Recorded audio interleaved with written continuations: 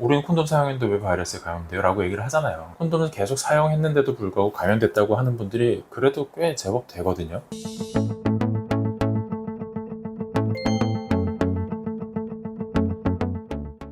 안녕하세요. I'm 닥터 임창락입니다. 오늘은 HPV 바이러스에 대해서 얘기 드리려고 하는데요. 최근에 저희 CIN 3단계로 내원하신 분들에 대해서 케이스 리포트 발표한 다음에 이형성성 환자분들이 좀 많아졌어요. 그래서 어제 내원하신 분이 질문하시는 게 커플이 오셨거든요. 커플이 오셨는데 여자분께서 우리는 성관계 할 때 단 한 번도 콘돔이 없이 성관계를 한 적이 없다. 그런데 어떻게 HPV가 감염되고 또 그게 이형성증까지 갔는지 자기는 너무 모르겠다. 뭐 이런 말씀을 하시더라고요. 콘돔 사용에 대해서 이제 좀 정확한 정보를 전달해 드리는 게 좋을 것 같아서 오늘 영상을 준비하게 됐어요. 자, 이게 실험해 본 분들도 있거든요. 지금 보면은 여기 스몰 바이러스로 되어 있죠. 이게 HPV로 실험한 건 아니고 그 파이X174라고 한 30나노미터 정도 되는 크기를 가진 바이러스예요. 이런 30나노미터 정도 되는 작은 바이러스들이 콘돔을 뚫고 나갈 수 있는지에 대해서 한번 평가해 보는 거고, 여기 인비트로라고 되어 있는데 이건 실험실 내에서 실험했다는 거예요. 어떤 뭐 인체에 대한 실험이나 동물 실험이나 이런 게 아니고 실험실 안에서 그 라텍스나 뭐 이런 걸 잘라가지고 거기에 이제 바이러스들이 위에서 놨을 때 통과되는지 뭐 이런 거를 살펴본 거죠. 470가지의 콘돔을 구했답니다. 그래서 그걸 가지고 이 바이러스가 통과되는지를 본 건데 약 12개에서 바이러스가 통과가 됐대요. 그래서 확률을 따지면 2.6% 정도의 제품에서 이제 통과가 되더라. 그리고 콘돔이 뚫린 거잖아요.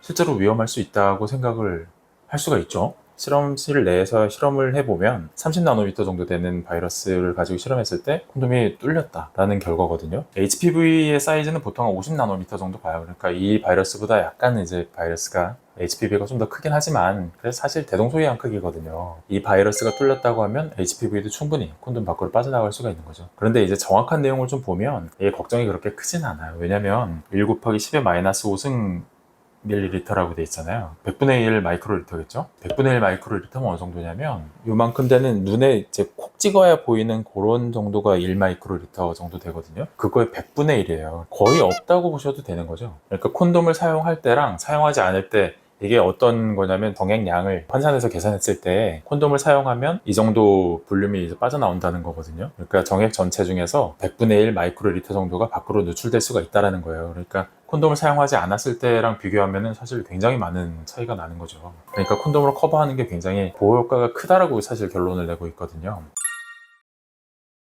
콘돔 사용이 실제로 HPV, 여기 보면은 HPV 있죠. HPV 예방에 도움이 되느냐, 이런 거를 시스테마틱 리뷰한 거죠. 세계적인 고찰. 여러 가지 논문들이 이제 의견이 설왕설래할 거 아니에요. 뭐 도움이 된다, 안 된다, 이런 것도 있고, 도움이 되면 얼마나 있는지 뭐 이렇게 통계적으로 밝힌 논문들도 있을 거고, 그런 논문들을 쫙 훑어봐서 총 384개 논문들을 쭉 훑어봤는데, 이 중에 통계적으로 좀 유의미하게 사용할 수 있는 8개의 논문, 8개의 굉장히 잘 짜여진 논문들을 분석해 봤더니까 콘돔 사용이 실제로 HPV 감염을 예방하고 있더라라고 결론을 내렸거든요. 그러니까 이 정도 결론이 났으면 사실 콘돔을 사용해서 바이러스를 HPV 감염을 막을 수 있다는 거는 뭐 논란의 여지가 없어요.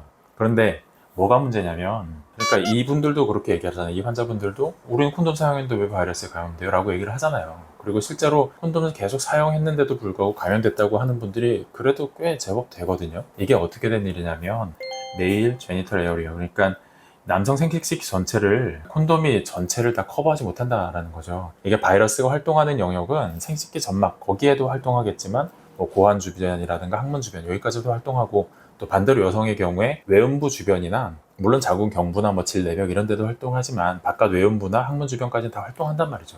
그 모든 영역을 다 콘돔으로 커버할 수가 없으니까 일단은 콘돔을 사용하더라도 감염을 100% 막을 수 있는 건 아니다 라고 얘기를 하고 있는 거고, 그러니까 뭐 콘돔이 찢어진다거나 좀 미끌거려서 이렇게 벗겨졌다거나 사정 전에만 뭐 아니면 삽입 전에만 이제 콘돔을 사용한다거나 이런 경우들 때문에, 이런 전체적인 경우들이 있기 때문에 콘돔을 사용하더라도 바이러스는 여전히 감염될 위험이 있다. 그런데 콘돔을 사용하는 게 사용하지 않는 것보다는 훨씬 더 예방 효과가 크기 때문에 일단 사용하는 걸로 권장한다. 이렇게 결론 지을 수가 있겠습니다. 자, 오늘 설명드린 내용 도움이 되었다고 생각하신다면 구독과 좋아요 꼭 부탁드릴게요. 긴 영상 시청해주셔서 감사합니다.